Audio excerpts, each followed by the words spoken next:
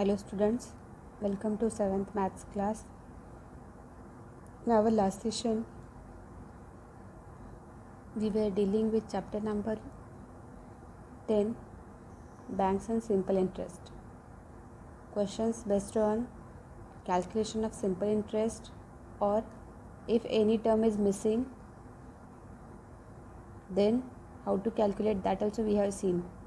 So related to that, some more extra examples we are going to see in this session. See, first question is, what is the interest on rupees 100 at 9 PCPA for 1 year? So here whatever things are given to you, just write down. Principal is 100 rupees, rate of interest is 9 PCPA, time period is 1 year. So interest is P into R into T divided by 100. Here principal is 100, other values also put 100 into 9 into 1 divided by 100. 0 0 goes cancelled, so 9 into 1 is 9. So interest for this principal for 1 year will be 9 rupees. See second example. What will be the amount on rupees 500 at 8 PCPA after 2 years? So here principal is 500 rupees, rate is 8 PCPA, time period is 2 years. Interest will be given by formula P into R into T divided by 100. Put all the values. 100 into 8 into 2 divided by 500 into 8 into 2 divided by 100. 0 0 gets cancelled, so remaining terms are 5 into 8 into 2, that will be rupees 80. So on the principal of 500 rupees at 8 PCPA for 2 years, interest will be 80 rupees. Next question is, principal is rupees 3000, amount is 3540, time period is 3 years and rate of interest is asked. Here if you see, amount is given, interest is not given. So can we calculate interest from amount and principal? Yes, because we are having formula amount is equal to principal plus interest. So how we can calculate this interest? This principal, if it is subtracted from amount, then whatever remains, that will be nothing but interest. So I will be equal to amount minus principal. Amount is given 3540 and principal is 3000. So 3540 minus 3000, that will be equal to 540. So interest will be 540 rupees. Now we are interested to calculate rate of interest. Suppose the rate of interest be X PCPA.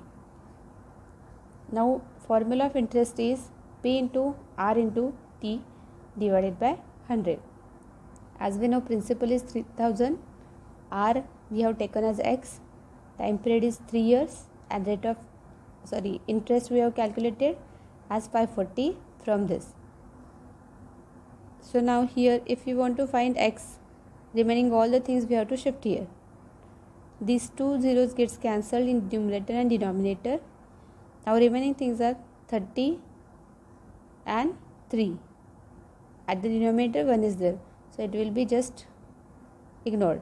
So here 30 into 3, these two terms we will shift next to equal to sign. As they are in multiplication, they will go in division.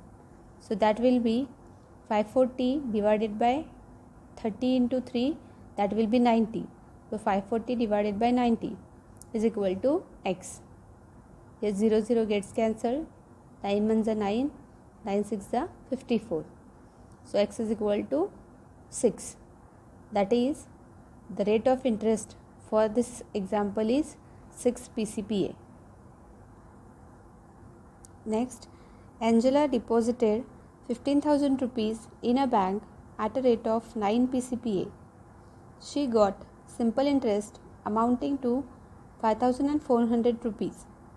For how many years had she deposited the amount?